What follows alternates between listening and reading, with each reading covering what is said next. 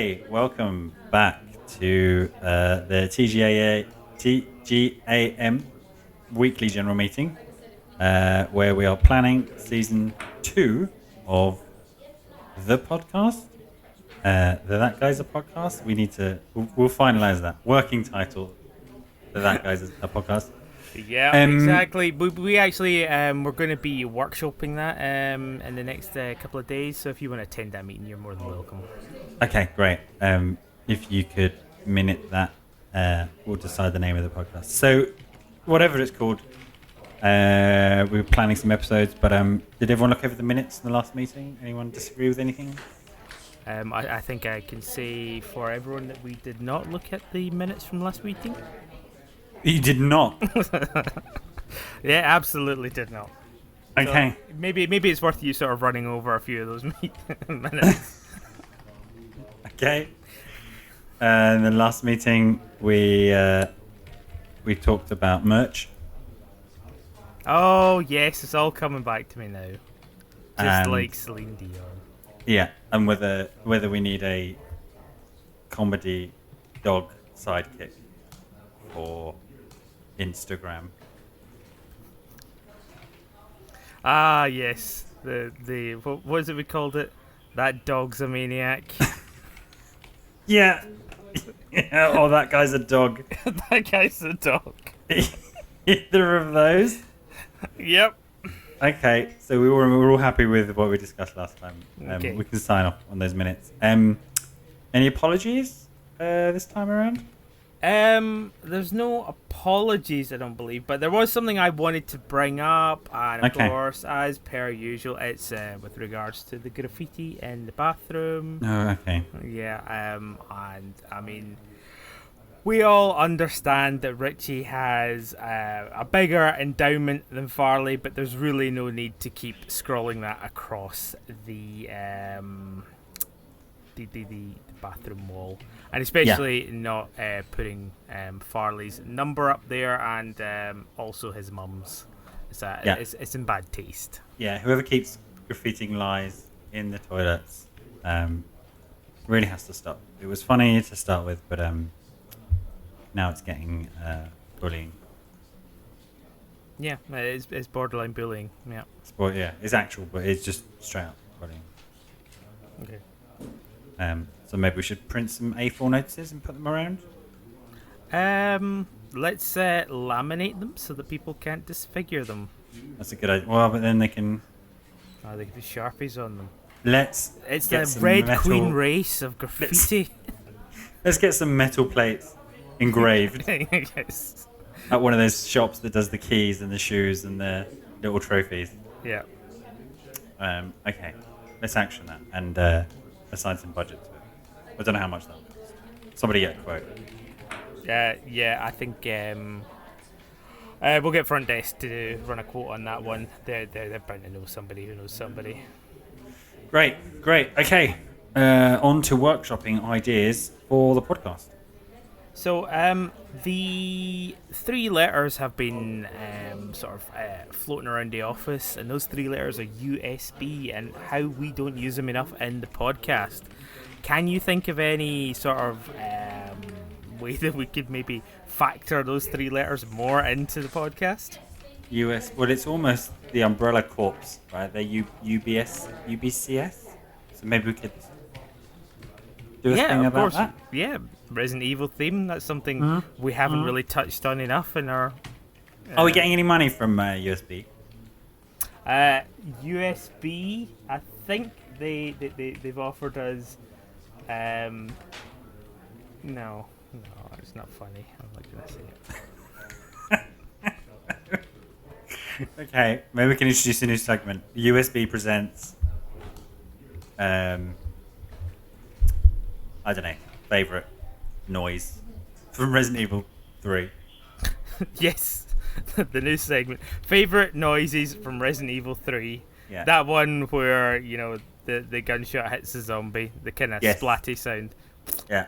Yeah, it's good. It's good beats. The stars noise. I'm sure that will placate. I mean, that's very obvious. I mean, we'll probably just save that for a Christmas episode or something. Okay. Yeah. Sounds like a good idea. Yeah. An excellent idea. If you could factor in more Resident Evil sound effects into a Christmas episode, I think that'd be a great idea. Yeah, I mean, it's not too much faffing with editing for 5 minutes worth in general, of podcast. Yeah. Okay, great. Cool. So I think maybe if we could play around maybe with the idea of, like, I don't know, PCs have USB slots. Right. And quite often PlayStations have USB slots. Yeah. Do you remember when... Was it PlayStation 3? I think when PlayStation 3 was coming out and the Xbox 360. And everyone would obsess over images of the back of the console. And for a while, there was like a little USB race. That was like screenshots of the back of a PS3 floating around, which had like 8 USB slots. And the Xbox 360 one would come around, which had 12 USB slots. But I mean, that was in the heyday of people being excited about charging things through USB. You know, like, oh my god, I've got my e-cigarette. I need to charge it through USB. I'm going to use my, PS3 to charge my e-cigarette, or I can have 8 hard drives attached, so I could actually download Devil May Cry onto the console. Yeah, exactly. Yep. But yeah, so maybe Richie and Farley could play a little bit with the idea of accessories. Oh, okay, yeah, they go into USB slots, and then that would also please the USB port. Yes, exactly. Those 3 little letters, USB. But what USB? USFB? USB-C? Yes. USB 3? USB. What USB are we on at the moment? I think we're on 3. I'm sure there's a new one, and there's also the letters as well, and there's micros and minis. So I think we're on USB-C and 3.0. Good stuff. Yeah. So we're fucking dating this episode, right? And without further ado, let's move on to actually letting Richie and Farley talk about accessories. Great. That was a really good workshop. I think also the enthusiasm with which I brought that forth there was just sort of, it nailed it, brought us ready. A good segue. Yeah. Yeah. Yeah. Yeah, and I'm sure, our market research has said that people are really interested in... Can we kill the TGA WGM skit? I had done 5 minutes ago. Alright, okay. Really? Yeah. I totally missed that one then. Okay. I'm referring to our actual market research. Our actual market research. Okay, sorry. Market research department. Okay. Sorry. Do go Saying on. The kids are... Alright, accessories. Are we going to do that boring bit where we define accessories, or you define accessories, then I slightly disagree, and then we just ignore what you said anyway? There's no such thing as a console accessory. There's only PC accessories. So that's pretty much all it is, really. I think if you don't buy it from the shop Accessorize, it doesn't count. Exactly. Unless you attach your Nintendo Scope to your SNES via a curly bobby fluffy hair thing. A scrunchie. Oh god, couldn't even remember the word for scrunchie. Unless you attach that to your SNES via scrunchie, then it does not count as an accessory. What if your PlayStation controller was covered in pink diamante? I think that's good, as long as it's from Accessorize. And yeah, of course, yeah. What about Claire's accessories? Are they even still going? I don't know. Just high street rivalry between Claire's accessories and Accessorize. So we're talking about the world of video game accessories. We have talked about this kind of before on the other podcasts, specifically when we were talking about what was it, Pokemon Stadium, and we were talking about the you could get this big bulky pack that you attach to the back of the N64 joypad, and you could like transfer Pokemon over to the actual. No, it wasn't Pokemon Snap. It's Pokemon Stadium. Yeah, Pokemon Stadium. Too. Yeah, and you could sort of transfer your Pokemon that you'd got from the Game Boy games via this thing. So let's call that our first accessory of the day. What is it called? The Game Boy N64 attache thing. Just over there. Who knows? Okay. But you know what I'm talking about. Yeah, I do. And it's also good because I'm sure nobody else does. I mean, it's also one of, and we've mentioned this on the podcast many times before, one of the many Nintendo accessories that has one function. I mean, I guess it worked with Stadium and Stadium 2, at least in the UK, and it never worked with anything else ever again. I mean, in Japan, they probably have 400 games that supported it, but we never got any of those here. Yeah. And it's Nintendo just love that sort of stuff. They've got a ton of these sort of like additional accessories that are just like one time only use, or at least in the UK that we've seen.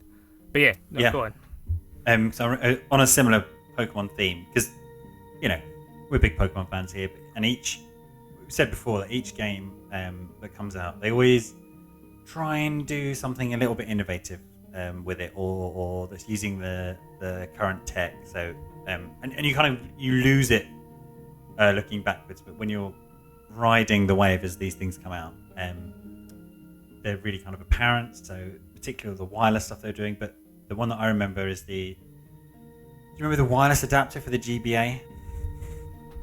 The wireless adapter. Yeah, which allowed you to trade wirelessly. It was a strange, like, semicircle thing that you plugged into the top of your GBA. I think it came with, maybe it's Ruby and Sapphire. But was it not wireless as in like, oh god, it was infrared wireless, and they kept that infrared thing going in the DS as well, where you weren't able to actually do it wirelessly. You had to forcibly have both devices on a level plane pointing directly at each other.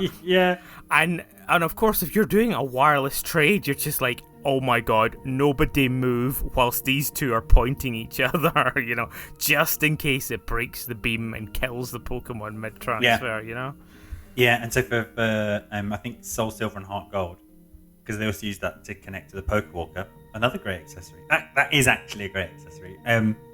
It was like a little panel on the top of the cartridge, wasn't it? It's actually the cartridge that beamed over. But the problem with those accessories, like the N64 game pack and the wireless adapter for the GBA, is they're not very aesthetic things.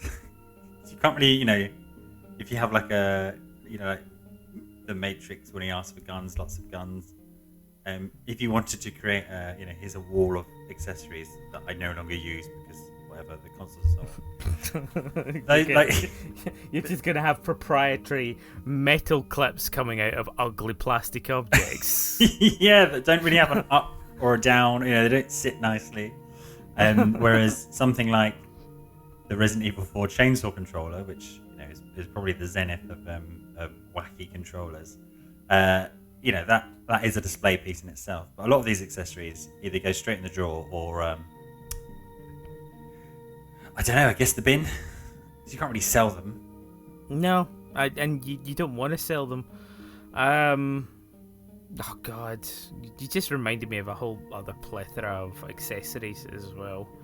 And that is the plastic instruments for Rock Band and Guitar Hero. I'm sure that was top of your list. It was absolutely not, but you just reminded me of them because all I want to do is throw them away, but I don't.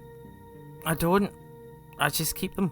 I don't know why, on the off chance that I'll ever play it again. On the off chance that you'll spend a half a day reconnecting everything, find out, how buttons on controllers when you don't use them just go really hot, the bacteria that was on them that's normally rubbed off because you play it so much. That cultivates. Yeah. So you get this biofilm on it. And it feels icky and horrible. And I think were the drums made of like a soft rubber as well, which tends to go furry. God. Yeah. Yeah, and I think I've told you about my the Guitar Hero guitar, which is what I consider the best one over the Rock Band one, which is what some people argue against. But it has this sort of rubber that's actually become tacky and sticky to the touch. Yeah. And that is the flicker. You've got the buttons and yeah. There. So it's kind of like it almost still sticks to your hand, and you'll do an extra upstroke just because it's stuck to you. I think if you set it all up and played for a couple of sets, you'd work it off again. I don't know. I had that with I dug out my Wii U the other day, and the soft analog sticks are a bit ugh. But then after a couple of days of playing it, you naturally wear it off. Oh, right, okay. It's sort of like your skin's natural oils start to permeate the rubber. Yeah, your finger grease kind of rubs it all off. Anyway, controllers. Here's a big question that's been sent in by a reader. Controllers, are they accessories? I mean, I think they're a necessity. Like, okay, fair enough. You think? You're not entirely sure. You're hedging your bets. No. I'm thinking about the definition, like defining them, not thinking about like. Just in case. Just in case some people are like, no, I play all my games without any controllers. I have you know. I mean, they're definitely a necessity for console, but Yeah. are they a necessity for PC? I suppose that depends on the game you're playing. I'm going to be the depends. Keyboard's an arsehole. accessory, isn't it? A mouse is an accessory. Yeah. But a controller,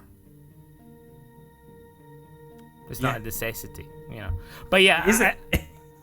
Okay, go on. Like if you bought an Xbox and it didn't have a controller in it, I don't know. Has there ever been a case of a console not being sold without at least one? Well, DS wouldn't come with a plug, famously. Oh yeah. Oh god, are we gonna include Plugs. plugs as accessories? You thought you were coming here for the the Wii Fit pad, the Skylanders dock. No, we're talking about plugs and keyboards, folks. Yeah. Oh god. Wait till we get to mice. Hoofed. Right. Okay. Top 5 HDMI cables. Let's. Actually, I had a thing the other day. So I was moving the Switch upstairs from downstairs, so it's going to be based up here for a while, and it wouldn't work. And I had it with the PlayStation 3 as well. It wouldn't work, and so I took it out of the dock. It's fine. Took it back downstairs. It's fine. Brought it up. Tried everything. No. Switched the HDMI cable to the Wii U. That worked fine. Switched it to the PlayStation 3. That also didn't work because when you pop it to a new TV, you kind of have to reset it, which I remembered. So I did that, and the Switch just would not work. And then then you find yourself on Reddit and these forums trying to deal with like 20-year-old Switch wasn't that old. You do this. One of them was like, you have to plug everything in a specific order, and that worked. Another one was, and there were quite a few like upvotes, or whatever under it was, try plugging the Switch into a different port, a different plug. Try plugging the plug into a different plug. So I did all that and got frustrated. Reset thing, turn everything off, wait for 30 seconds, and then. In desperation, I went downstairs to swap the HDMI cable, and it worked. Okay, it only works with the Nintendo HDMI cable. No, it probably just means that your other HDMI cable just isn't compliant. So HDMI cables have to adhere. No, we're not. We're not actually talking about HDMI cable. Oh, you just talked about it for about fucking 5 minutes. Interesting. No, it really wasn't. It was. I'm saying, guys, if anyone out there is struggling with their Nintendo Switch because you've moved from one TV to the other, make sure you go and find the official Nintendo HDMI cable. No. You just need to have a compliant HDMI cable. I'm not using the Nintendo one. It's absolutely fine. The other HDMI cable you have is just. If you want to use a hooky one, DHCP. Glasgow DHCP compliant. market. That's all you're looking for. From a guy with a dog with 3 legs. That's the risk you take. I'm saying Get the official Nintendo seal of approval, HDMI cable. Oh man, Maybe Mr. Sponsored by Nintendo. Yeah. Only that grey cable works. But yeah, no, it's DHCP. It's a means to prove that you're not stealing the audio and video. That's all. It's just a thing. That'll be why it wasn't But just working. for the Switch. No, it'll be other HDMI products use it, but whatever you were using that with before probably doesn't need DHCP. Yeah, all the other consoles work with it. DCHP. Yeah, I'm sure. So just the Switch. Yeah. Okay. Cool. Where were we? Is a television an accessory then? Sometimes. Sometimes, yeah. Not for a DS. Yeah, if you want to make an old school DS by getting two CRTs, taping them together in the middle, and lugging them around, and outputting your DS to the different TVs. It can be, on things like the portable PlayStation. Did you ever have a portable PlayStation? Yeah, well, I had the Vita. No, but the mini ones which had a flip up screen. Oh, no, not at all, no. For like traveling. You used to see them on. I kind of forgot all about them. Yeah, you kind of used to see them. It was a very like, oh, that's a rich person who has one of those. But you'd see them a lot in as car accessories. The whole console would be an accessory, but they kind of be built in, or you'd have a portable PlayStation for a while. Cool. No, Yeah. Yeah. It's hard. Like, I think, are we still talking about the definition of an accessory at this point? Well, here's my definition. Okay, Your one was sorely. Mine was just to aggravate you. Mine was bait. What was yours again? There's no such thing as console accessories, and then I started talking immediately about the Game Boy adapter for the N64. So I'm gonna say that we're talking not bog standard controllers, regardless of how pretty they may be or different colours, but weird, wonderful, wacky controllers, sure. Things like multi-taps, even things like, do you remember at the height of the Game Boy, which we talked about in our Game Boy episode number at the time? I have no idea. Episode number 41 of the season 1 of the podcast.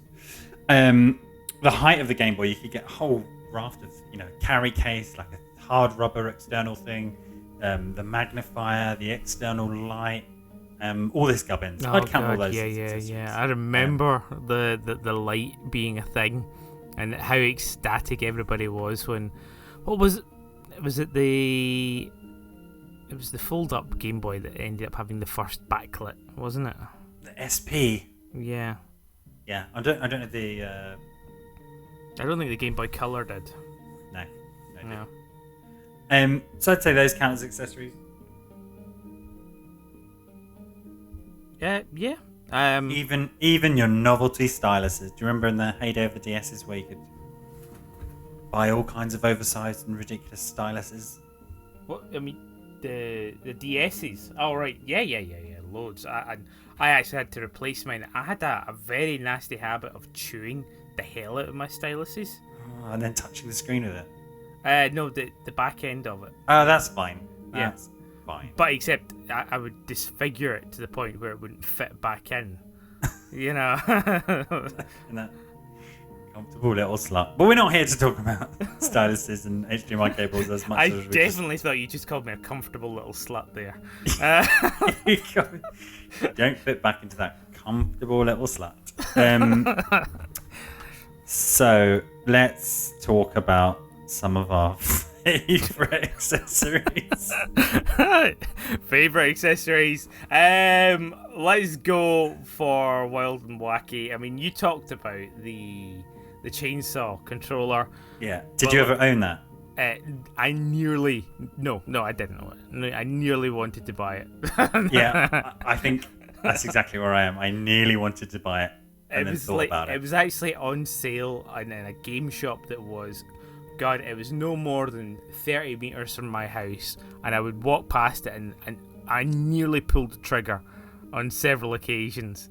I was just like, oh, do I want it? Do I want it? I'm like, I don't know. If I had seen it turn up on a blooming, I don't know, a Zazie sale for 20 quid, I'd have probably just, done it straight away. But it was like... and then instant buyer's regret. Yeah, when you get home and realise that you could almost use it as a coffee table in itself. Yeah. It's huge. It's insane, yeah. Not exactly sophisticated. This giant fucking chainsaw. Covered in blood? I can't remember if it was covered in blood. It was probably covered in blood. Yeah. But yeah, I would be curious to try and play Resident Evil 4 using it, because it just also looked really uncomfortable. Yeah. It's weird because I actually think... This is going to be a rubbish story. I'm not even going to go into it. But I think I know somebody who did play it and it was perfectly fine. But the because of course Resident Evil 4 came out in 2005 or whatever. My memory is a little hazy. I mean, that was 15, 16 years ago. So because you had to hold it like a chainsaw, and then yeah, but you could also rest it on your lap as well. Okay, it did come in that nice display case. Yeah, and the other thing is like it's it was designed with the tank controls of Resident Evil 4 in mind, There's actually two different ones. Did you know? Oh, I did not. A yellow one good? And a red one. You're doing some on-the-fly Google research. Just to see how awkward it looked to hold, and it looked extremely awkward to hold. Anyway, accessories we actually used. Wow. Accessories we actually used. Oh, we never talked about the Game Boy printer. Because we talked about all the Game Boy accessories, but never the Game Boy printer. Yeah. Which had, that kind of thing's had a bit of a renaissance recently. Yeah, I mean, oh god. Yeah, everybody will, go nuts for it. And what is it? It's receipt paper that it uses. The heat.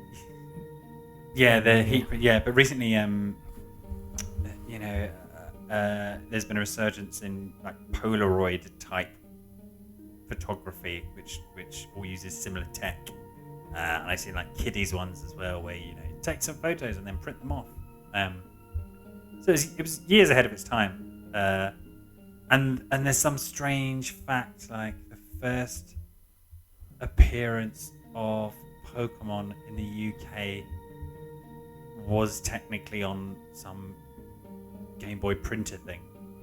So before the games came out here, you could print out, I don't know, probably Charizard or something, which is the first time it appeared on a Nintendo system in the UK.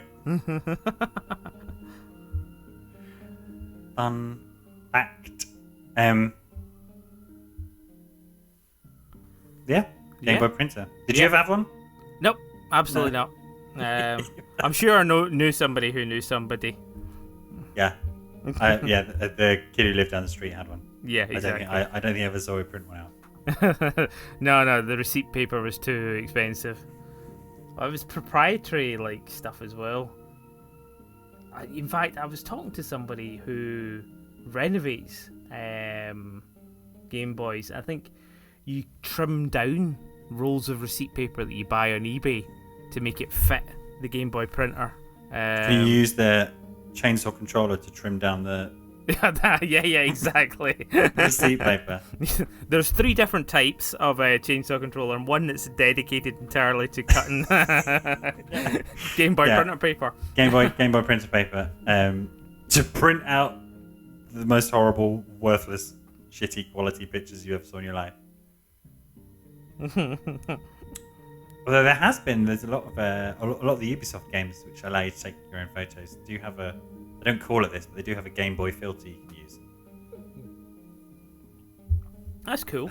Yeah, that stark like green, well, just different shades of greens. Yeah, it's just green. There's 4 colours in it, so it's green, slightly less. Or in fact, it's not even.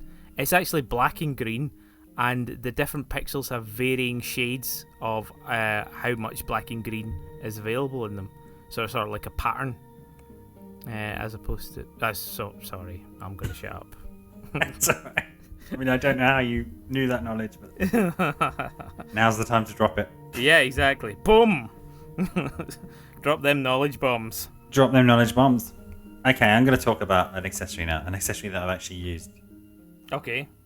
And my first one I think I'm going to go for is, well, it's a category, let's say that. Multi-taps. Yeah. So Okay. starting with, I think the one that probably springs to mind is the original PlayStation multi-tap, Yeah. which is like this corner thing, and there are a couple of games that needed two. We did have two eventually because we always used to have the neighborhood kids pie around our house.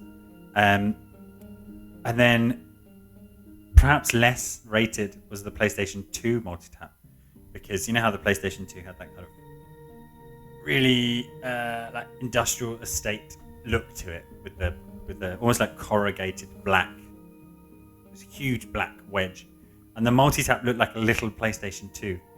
Wow, I love the fact that, what is it, council estate? Industrial estate. Industrial estate, okay. Yeah, I heard council estate and I just went in a very, very different, very abstract. Yeah, I mean, I'm sure there were custom jobs to make it look like a council estate. Yeah. Pebble But Dash. before that, the precursor to the multi-tap was the cartridges. I think there was more than one game, but for us it was Micro Machines for the Mega Drive, where the cartridge itself had 2 extra ports for your controllers, and that's how you played. That is so cool that they were including the ports actually in the cartridge itself. Yeah. Very, very funky. And then if you want to play 8-player, you each had half a pad, and it did auto drive. Oh my god. There was loads of stuff that had that sort of sharing the joypad. And you just hated it so much. Like, what was it? I also remember there was games like on the Amiga where you would like share half the keyboard. Do you remember that at all? Well, the fun, I think the fun with Micro Machines is when you were playing at 8-player, it was so chaotic, and because auto drive was on as well, that it became a different kind of game. So it wasn't like a who can drive the best. It's just who can weather the chaos long enough to get the point. Weather the chaos. That's a brilliant way of putting it. Yeah.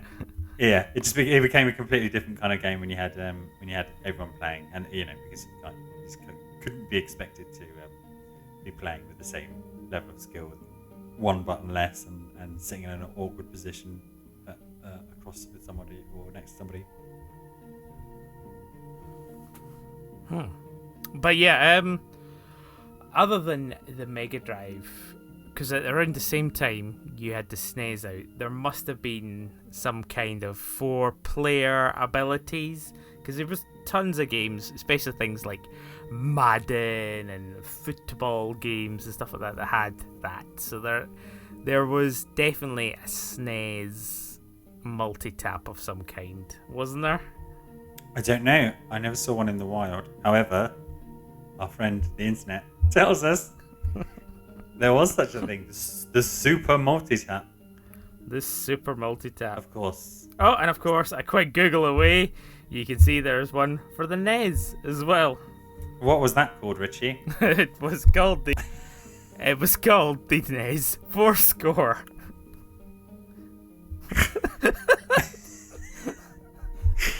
Oh, God. spontaneous. and what does it look like? Oh, it looks like a foot pedal or something. It does look like a football. Yeah, I'm yeah. sure some indie Commentary. rock band Yeah.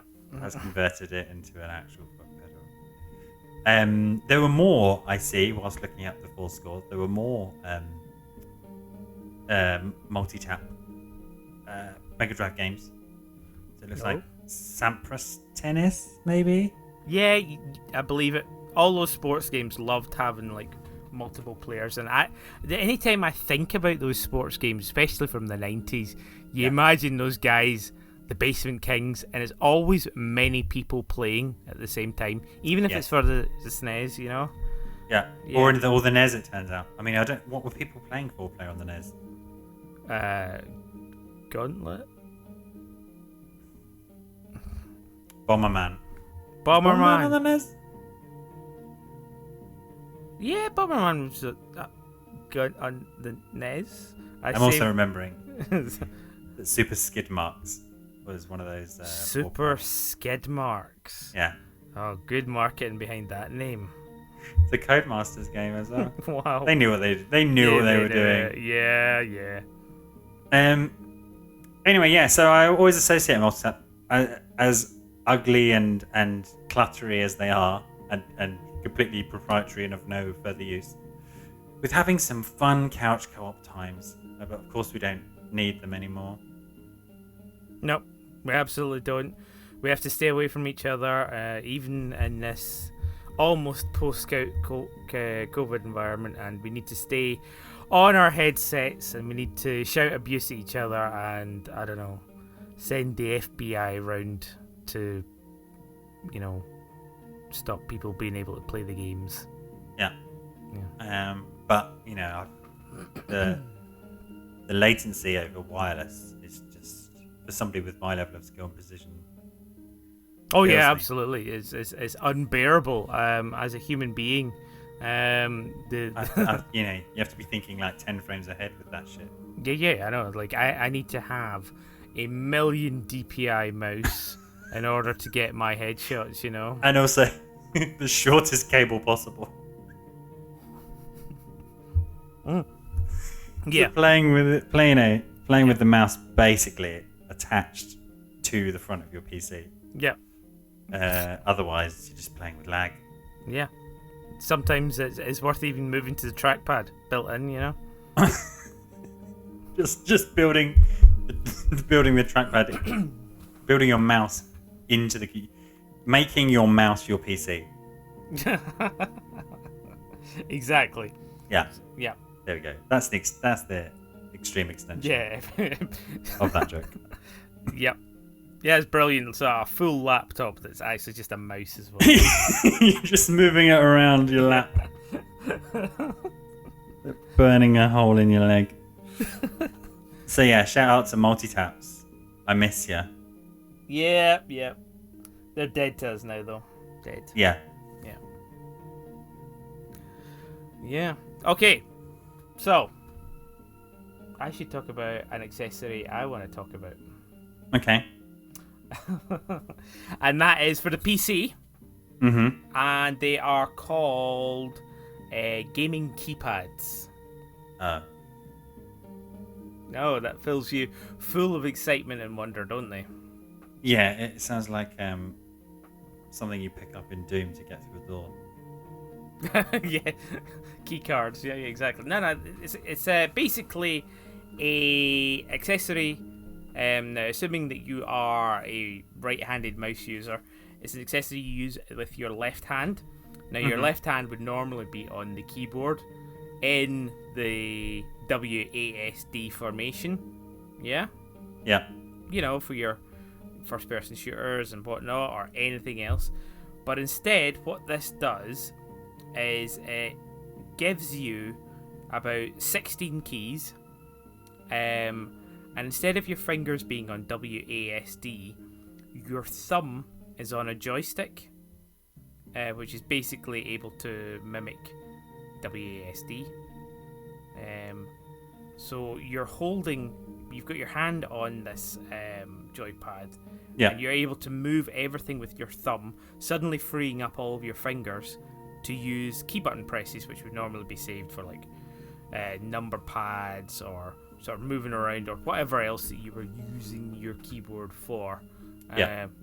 So it's quite good, and you can actually lift your thumb off and you'll have two buttons, one at the top, one at the bottom, and just allow you to have that extra level of freedom of moving everything around. Of course, it's usually defunct because in a PC game you're going to be using the keyboard to type words to people, and you can't really do that with a gaming keypad. But when you're actually playing the game, suddenly not having to use WASD as an actual means of moving a character, which is so ass backwards.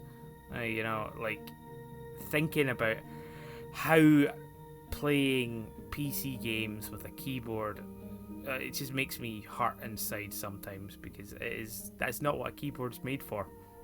But this keypad kind of bridges the gap, and it's bringing communities together through the. It bridges the gap between controller and keyboard, and it actually becomes quite functional, and it's good to use. I had one way ages ago. Yeah, I was going to say, I've never seen you use one. Did you have one? Do you have one? Yeah, no, I had one. Oh gosh, I'm going to say around sort of 2010s, and I had what was then the Belkin Nostromo N52. I know it well. Yeah. But like it was. I'm sure there's someone listening going, "Oh, the N52." Yeah. Fucking hell. But yeah, Rubbish. but they have actually evolved, and the Belkin Nostromo got bought over by other companies, and eventually Razer have started creating their own ones as well. So you have the Razer Tartarus V2. That's the latest one, and it's the one that I have as well. Do you have that one? Yeah. Do you use it? Yeah. Does it have rainbow keys? It does, and I also have set those rainbow keys to work with all my other Razer accessories, and the glowing on my PC. They all sync together. That is nice. Is Razer a good brand? Maybe I have them confused with somebody else. Were they a bad brand for a while? They brought out mobile phones. I think about 2 or 3 years ago. I had the Razer phone. It was fine, but it was like hideously overpriced for what it was, and it was sort of marketed as a gaming phone, gamers first before it was a phone sort of thing. Yeah. So it made playing Pokemon Go quite good, and that's about it. But yeah, no, Razer's quite a renowned brand, especially around gamers. I think it's quite an accessible brand as well. I just have them associated with bad controller. When you have the gimpy controller you give to somebody. I believe they did buy Mad Catz. Oh yes, there we go. That's probably where you're. Yeah. Who I had in mind. Yeah. Where you'd be like, oh, there's 4 of us over this weekend. We don't have a controller. I'll go to game, and almost before the time you got it home, a button had fallen out, or you sliced your finger off on the case, and even the plug where you'd plug it into the console was like a little bit too big. Yeah, you really felt like you were stretching. Yeah. You would look on like the front of your N64, and you'd have like 3 beautifully, branded Nintendo pads, and then you'd have this big butt ugly black thing that's got extra things coming off it, and you're just like, oh god. Yeah. Poor player 4. Yeah. And it was both at the same time too light and too heavy. Yes. Unassuringly Kinder Egg light, and but for some reason heavier than the rest of your controllers. Yeah, in a really awkward way that made holding it for any length of time impossible. Yeah. Okay. Yeah, that was Mad Catz. Sorry, back to gaming keyboards. Keypads? Gaming keypads. So, you use them alongside a keyboard, but basically, when you're playing a game, you can use this to sort of mimic your WASD, but you're just using it as a thumb. You free up the rest of the keys, and you can do cool macros, like you can, just by pressing one key, you're actually pressing shift and another key, or you can do sort of things based upon that, which just ups your repertoire, and it makes more sense than a keyboard, or at least it does in my head. I mean, I've been using one for I don't know, 15 years or something like that. So yeah, I quite like them. And I got the latest one, and I quite like it a lot. But yeah, I think if you're a PC gamer in any fashion, it's worth having a go with a Nostromo or Tartarus or any kind of gaming keypad that you can get. I actually saw that there's this really, really mad custom one, and I'll try and dig out a link for you later. But basically, it actually, you move every single thing on your hand so that your hand is resting on there, and instead of having a keypad, movement of your fingers become key presses. So if you move your pointy finger to the left or to the right, there's buttons there. If you move it up, there's a button above your finger. If you move it down, that's actually clicking it, and that works for each one of your fingers as well. And Are those the ones that look like skeletal hands? Yes. Okay, yeah. Yeah, and it looks insane, and it looks like it's got like the maddest learning curve. And I suppose that's the other thing as well. There is a learning curve for all of these devices, where you kind of have to get used to them and make them work the way you want them to work for whatever game you're playing as well. Even the game pads as well, which is fucking mad, because using a keyboard, just because that's the default layout defined by some gaming company, does not mean it is the optimal way to play anything. And just having a look at some of them as well.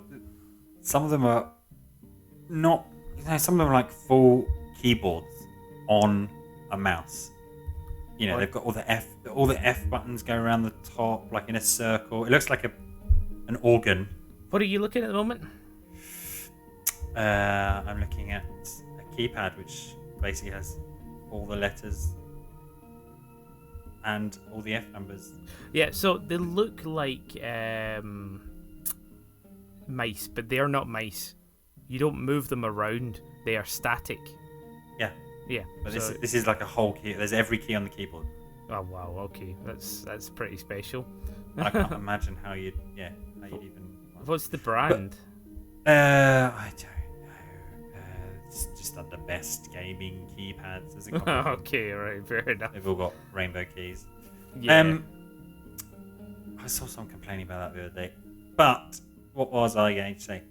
Now these are the kind of the inverse cousin to the console gamers solving the opposite problem. And those are chat pads. The little keypads that you plug into the bottom of your controller. Which both of those solutions. Just looking at them, and as you said, I imagine if you get your eye in, or if you practice, or if there's a game you particularly play a lot, you do see the benefits. But looking at either of those things, it's like it's like looking at some vestigial organ in biology. It's like somebody has fucked up. If this is what you're doing, if you're plugging an entire little keyboard into your controller, or of your adding another keyboard to your keyboard, something has gone wrong. I've never used one. My brothers used them all the time. Yeah? Yeah, for playing console MMOs like Fantasy Star Online. I think he had one for the Dreamcast. He has one for the Xbox. Yeah, he was a bit of a GTA 5 or 4 as well, wasn't he? Yeah. He used to use that. Yeah. And so he has one of those.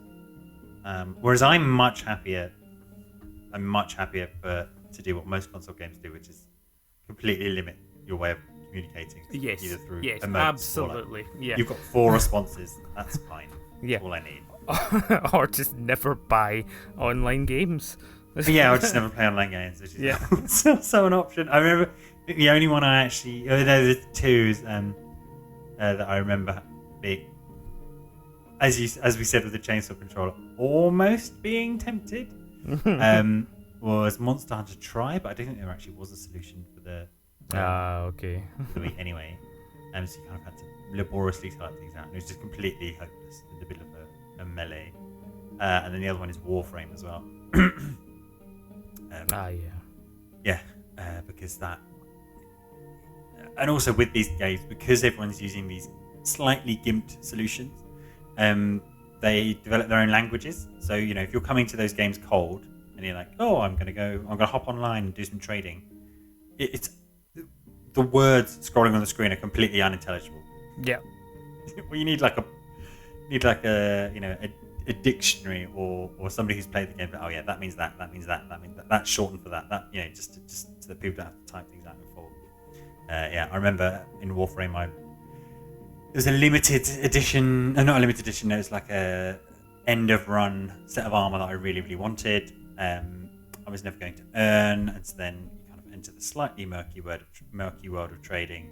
And I massively got the sweats because it was the first time I'd done it. Sort of stuff. Buying drugs, right? First time I'd done it, and I didn't really know what I was doing. And the other people were just like, "Yeah, I'm here." All these nonsense words scrolling up the screen, and I'm like, "Oh, where is that?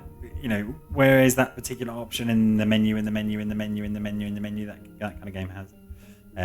So yeah, that was the other one that I was tempted to like. Maybe there's a better way of doing this. But I've not ever done it. Fair. Lastly, on things with keys, is one of my favourites, the Pokemon typing game and the keyboard that came with it for the DS. Oh God! Wow. Yes. Oh man, we never talked about amiibos.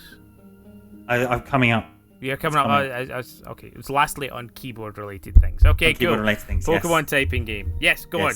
So I bought the Pokemon typing game, and one of those rare ones that I think came out here, but not in America. And it is a great game. But basically, you just get like a little chibi keyboard. It's got all the keys. Yeah, it doesn't have all the keys. And it came with the stand. I think it's the same stand as the one that loads of people complained about. With that Kid Icarus, the 3D Kid Icarus game. Yeah. Because it was a really good game to play, but the way you had to play it on this stand, I think, there's a generation of people who genuinely developed RSI playing that game. So it came with that stand. And it's just typing, it's typing of the dead, but with Pokemon. And this fun little keyboard. Yeah.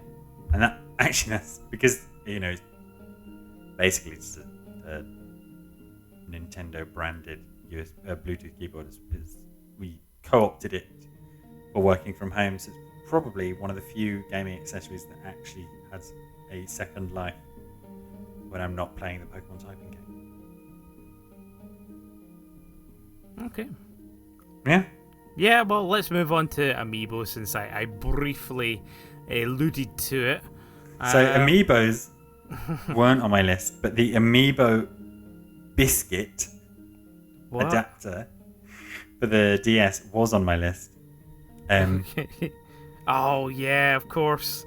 To the 3DS. Yes. yeah. So I got really excited about amiibo. I love amiibos, and I still do love amiibos. And for a while, I was very frustrated at just how little imagination was used in implementing them. And now we're in this ridiculous situation where I think it's only Smash and Zelda. I think some Metroid ones. There's still like a steady drip, but all aspects of functionality are or being used in more than one title, which is completely gone. We'll work on Smash Brothers and that'll be it, or you tap it for an extra life or something. But so when they came out, I really wanted them. I really liked the idea of them full stop as rare piece of merchandise related to gaming that you can get, and I like the idea of things like in Smash Brothers where you can train up your amiibo and have them fight alongside you or fight against you. But when Smash for the Wii U and Smash for the DS came out, I had a basic 3DS. Oh yeah, of course there was a difference, wasn't there? Yeah, which didn't have the amiibo, the NFC thing built in. So you tap your amiibo onto the screen of your current day 3DSs or your latter day 3DSs. And so for a brief while, I think you might be able to still buy it. You bought this like little biscuit. it makes like quite a nice little fancy stand.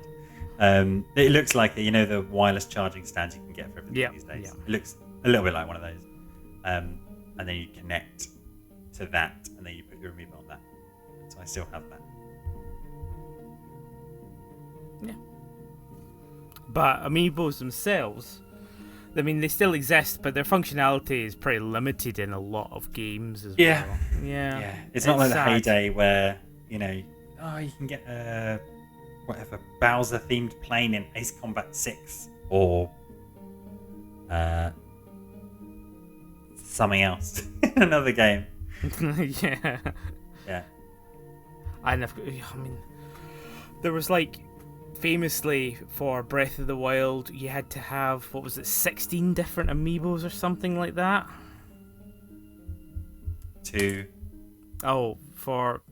So in Breath of the Wild, you have the ability to gain daily chests, and depending on which amiibo you tap, you get different items.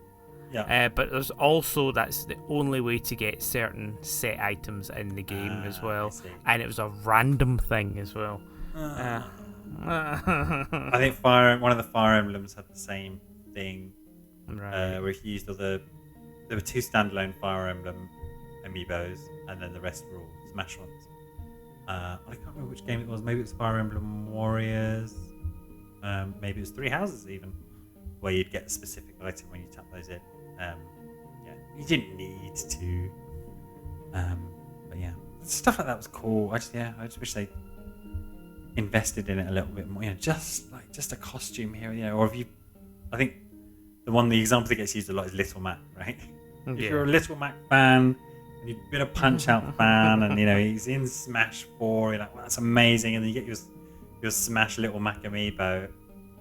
There's not really anything else you do. You can tap it for a random reward in Resident Evil, or you can tap it for a random reward in Pokken, but just a little Mac costume here or there. The one that I used the most, and I'm actually ashamed to say that I've used it the most, is Peach, and that is for. You mentioned it before. Yeah, it's such a cheaty thing, but it's like you're not gonna not use it. But yeah, it's Mario Odyssey. You use Peach, I think, every 2 minutes or something like that, and she just fully, gives you your life back and gives you double health bar. You're like, oh, okay. Why would I not use this? Yeah, I think the best. I mean, Maya already mentioned that the best implementation of Amiibo is the Captain Toad one. So I did get Captain Toad, or Treasure Hunter, what it was called, for the Wii U. And at the time, I was looking at the Toad Amiibo. When it was, you could just buy it from the Nintendo shop at a reasonable price. I thought, it's Toad. I don't really like Toad. Anyway, it turned out I really, really love that game. But if you had the Toad Amiibo, which I later did acquire for a slightly higher price than if I just bought it when it came out, it almost unveils a completely different game, where it hides a little pixel Toad across the different levels. And so the game doesn't become find the gems and hit the flag. It becomes, can you find the pixel Toad?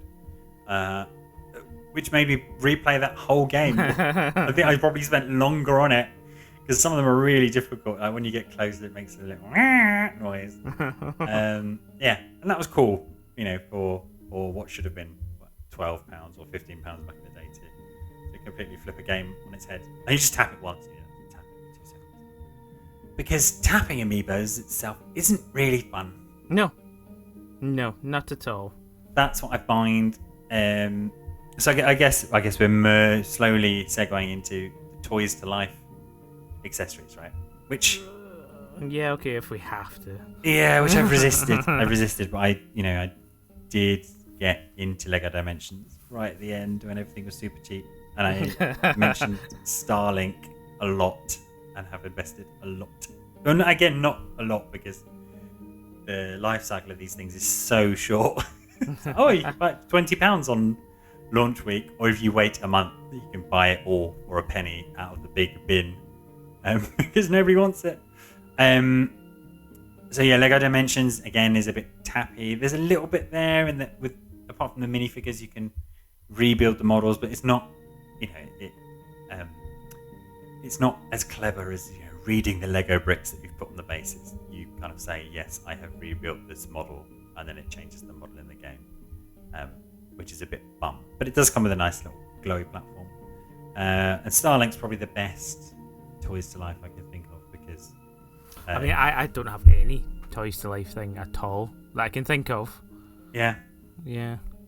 But with Starlink, you actually build your ship. You pull the weapons off your ship, you pull the wings off your ship, you put in different wings, you put two wings into each other, and then that instantly happens on screen. So that, to me, that's probably been the best implementation. Because my complaint all along, especially just coming off talking about the keypads, is thinking about what's the actual input? Well, I just, for most Amiibo functionality, this could just be a button press. In fact, it's better being a button press, right? Yep. So I'd have to look up or find the Joy-Con that has the pad and have that somewhere set up. Yeah. Sad. Yeah. Sad times. Have we got time for another category or two? Yeah, we could just squeeze in a couple more. I can't think. I mean, I was all very much championing the PC side of things. That I mean, I have a few controllers and I have some wacky stuff for the PC. I mean, I have those gaming keypads, but I also have things like I have the 8-bit Do, which is a cool controller, it's basically identical to the SNES controller, except it has two sets of shoulder buttons and works in exactly the same way as any Xbox or PS3 controller. And you can press a button and it works on the Switch as well. A very, very, very funky thing to have. You say press a button. Yeah, I got the knack down. Yeah. Yeah, back when we actually saw each other in real life, there was a particularly frustrating moment. There always seems to be a frustrating moment when we're trying to just get some gaming in together, and it's either that the PC version of Resident Evil 5 doesn't support co-op, or I think what's the most extreme version with Smash Brothers? Oh my god! You locked yourself out of the house, and then we had to set up the Wii. We had to set up the Wii U, but for some reason, in order to use the GameCube controller adapter, which was the only way that we could do it, you had to do something by setting it up through the Wii Virtual Console, which you meant can only control with the Wiimote. With the Wiimote, so that there was a point where you were holding the Wii U bottom screen, pointing the Wiimote at it, trying to get to a setting which allowed us to play the fucking game. Just want to play Smash Brothers. No. And yes, when you brought that controller around for us to play the Mario Kart, the Dark Souls of Mario Kart, yeah. It took a bit of fiddling. There's a secret combination to sync and resync. Yeah.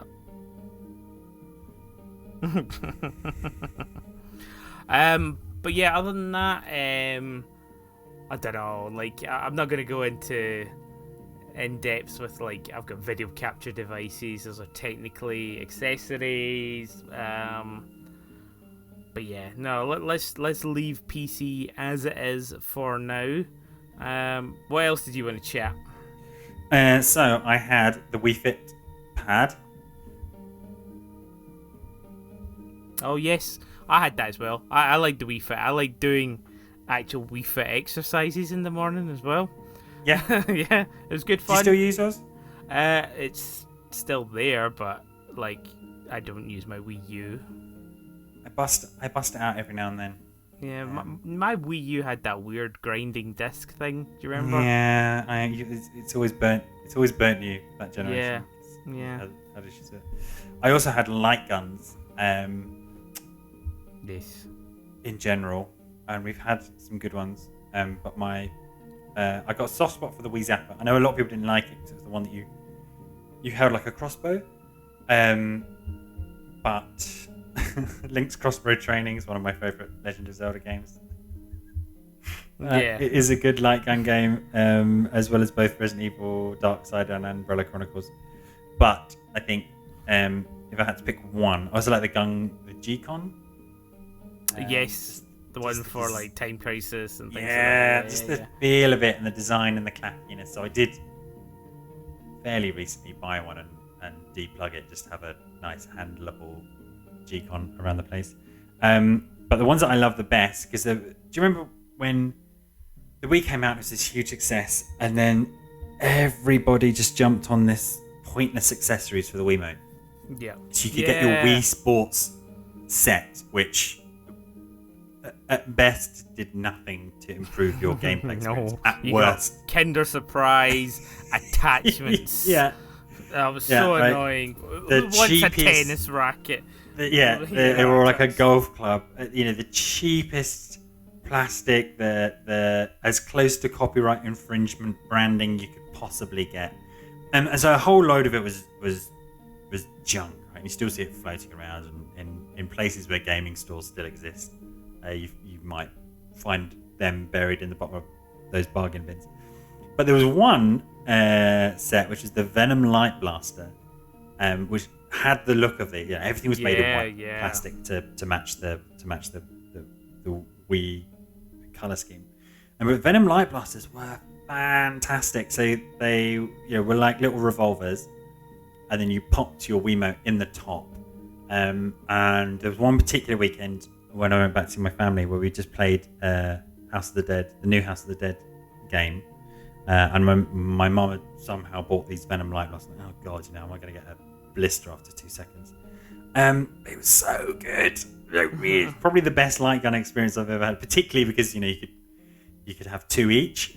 So just the theater of dual wielding these like clicky click clicks on a very cool game. The House of the Dead. I can't remember what it's called, but the grind style one was great. And so I unfortunately, again, because that bubble burst, but I do keep my eye out. If I ever see those, I will definitely snap them up, because that is fun light game accessories. The Venom Light Blasters. Look them up. Yeah, looks cool. Yeah, it's good. It feels good. Good hand feel. I mean, I think I've talked about this before. I really miss light guns as well. Or light gun games. There's something definitely missing. And I know that we had this conversation. She says, well, yeah, that's what the Wii is. But on Switch, you don't have light gun games in the same fashion. No. And, yeah, I mean, it just seems like it's an accessory that's kind of gone away as well. Yeah, I mean, you do have the functionality there. So on one of my Desert Island games, I can't remember if we allowed it. No, Desert Island Discs, sorry, with a C, not a K, K not C. That's episode 45 of season 1 of the podcast. 51 Worldwide Games has the target shooting game from Wii Play in it as one of the 51 Worldwide Games, and it works exactly the same. As it did when you were pointing a Wiimote at it. So there's the functionality there. I don't know. It seems like everyone's just over it. Yeah. But yeah, we did have a little bubble again with as I mentioned, Link's Crossbow Train, the two Resident Evil games, Red Steel 1 and 2, were very good. The new House of the Dead, maybe even Time Crisis got a new game or release. Yeah, it was good times. Hey, light guns are back. But no, light guns aren't back. No. But I think we're seeing that again with the, as I complained about on the blog a number of times, with those early, like Wii branded Wii titles, like Wii Play, Wii Motion Plus, Wii Sports Resort, Wii Music, which were all like little tasters for what you could do with this technology. And then nobody really picked up and ran with those ideas, just because some people hated waggling or whatnot. And the same thing happened with the Switch. How many games ever do anything with the gyroscope on the joypads or the IR sensors on the joypads, aside from the Labo stuff? Shame. Yeah. Different ways of playing. Yep. Cool. I suppose the other thing that we already kind of talked about it as well bubbles that go and disappear. Do you reckon there will ever be a resurgence of the plastic instruments? I don't know. I don't, because we've had what, 2.5? There was the DJ one for a while. Oh yeah, exactly, the DJ one, and then there was another one that came out, Guitar Hero Remastered or something like that, where they changed the way the buttons were laid out. Yeah. And it died, and people were allowed to get refunds because it was no longer supported. And yeah, there's that whole thing. Yeah, I think if it does come back, it's gonna have to be a long wait. I think still fresh in people's memories. Still raw, yeah. It's such a shame, yeah. It's such a shame because like the times had on Rock Band 2 were great, you know. Yeah, well, it's the same with actually many of the things we talked about. Multi-taps, that kind of fun couch co-op things to do. I've got on my list, but we probably won't read about. I had the buzzers. Yeah. Again, yeah, just really lifted those co-op moments. I don't know if we'll ever get them again, sadly. And then my last shout out was the Pokeball Plus as a controller. Oh my god, no. It's not a controller. It's awful. It is again, it's one of those, it's essentially, it works inverted commas with Pokemon Go, and you can. This is more like talking about the gimmicks that Nintendo have brought out as opposed to an accessory. And you connect it to Switch, but it is, when you're playing Let's Go Pikachu, Let's Go Eevee, it's the best way of playing it. In a good way. Yeah, of course it was. Yes. You kind of. Although use it throwing the balls, it's quite accurate. It's fun to use. It's not accurate enough.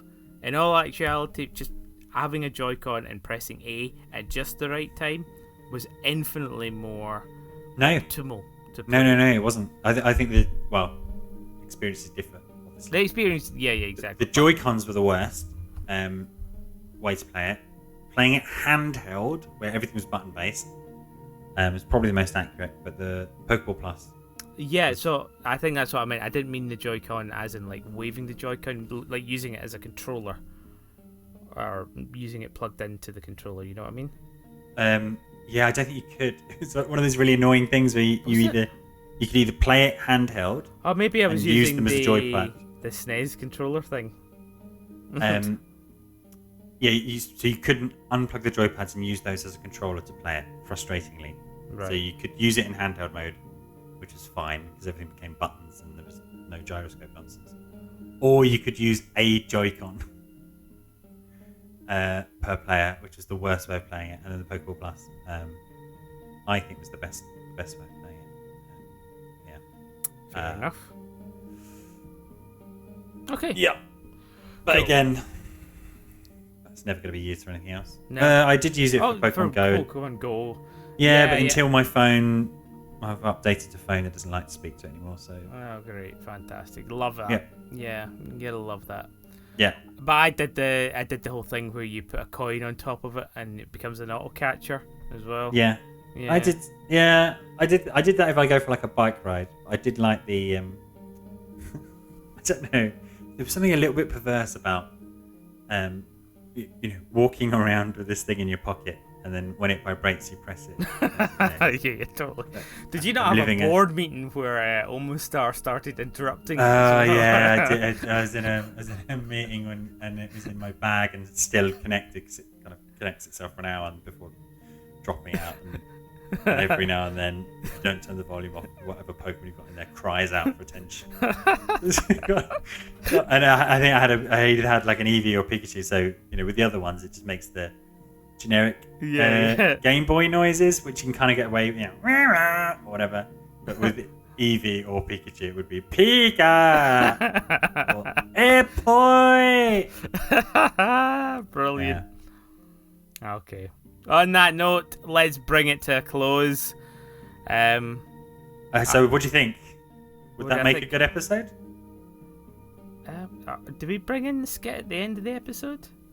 We intended to, so let's just try clarify that. Oh yeah, because what was the ending? I don't know. Should it be the agenda for next? Yeah, I think we did something like that. Oh yeah, we did. Okay. I don't think that would make a good episode of the podcast, actually. Yeah. I find it. I think it's a little unresearched, especially by Richie. Yeah. I mean, they potentially got an interesting episode in there, but they just go off on strange tangents. Yeah, I mean, what did he really talk about? Yeah, exactly. Right, that guy's a maniac. YT res vibrator accessory controller. Oh, we never talked about the res vibrator. Done. We're done.